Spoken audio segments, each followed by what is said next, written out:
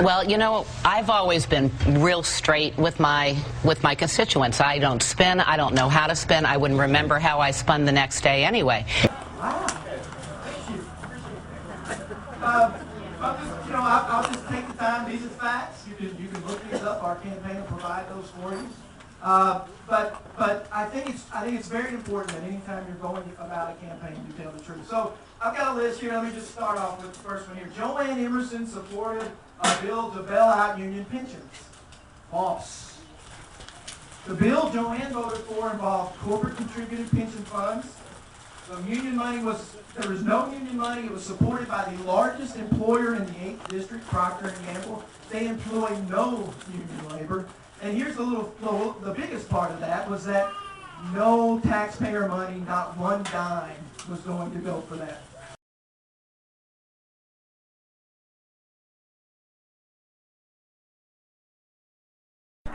Well, in Washington, legislation is moving through Congress right now that would take billions of your hard-earned money and give it to companies so they can fund pension plans for their labor unions.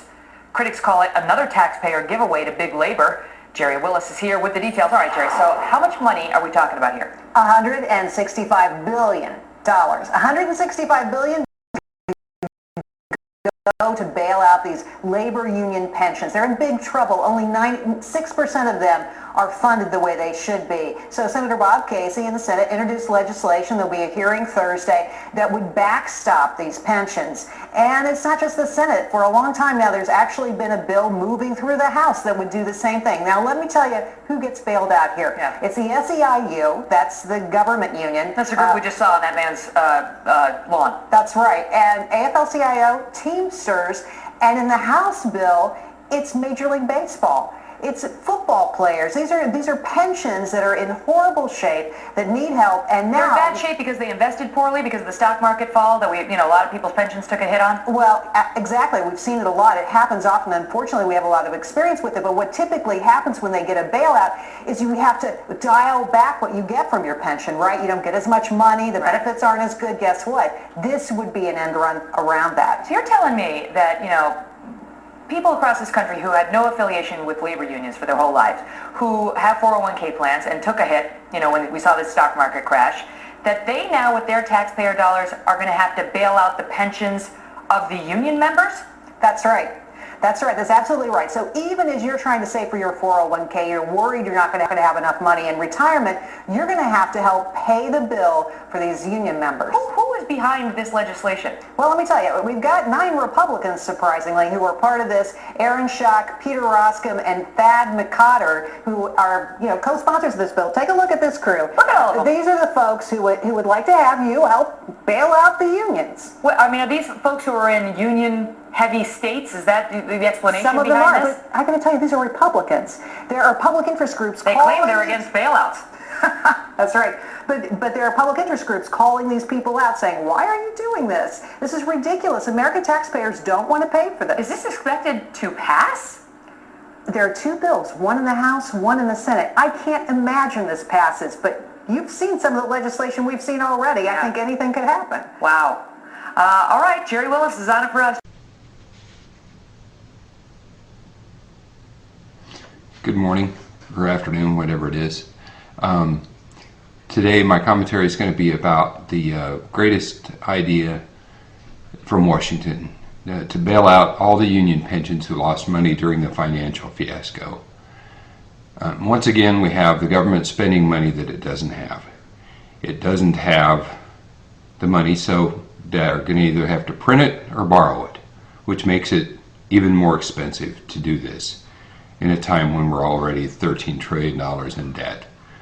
Secondly, the government is picking winners and losers, just like when they took over GM, took over Chrysler, and bailed out the banksters.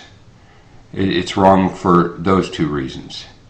Now, I am a union member, and my pension fund lost $12 billion in this fiasco, and my benefit is cut 2/3 until further notice. But you know what? I don't expect the taxpayers to come and bail me out. I may be in the minority to think this way, but it just doesn't seem fair that our pension should get bailed out and nobody else's should. And it's just more of the same coming out of Washington these days. They're spending more money they don't have, and they're picking winners and losers again. And they're disingenuous about this bill. They're saying that it's for more than just union pensions, when I don't agree with that. And I don't agree with them doing this. I think it's wrong. And I think that really what is truly wrong here is, rather than printing up or borrowing more money to bail out the pensions, they should do a criminal investigation on the scale that they're going to do on this BP oil spill, and go after these people who created this financial mess through their malice and or cunning and or criminal actions. Go after them with the same fervor that you're going after the people on the BP oil spill.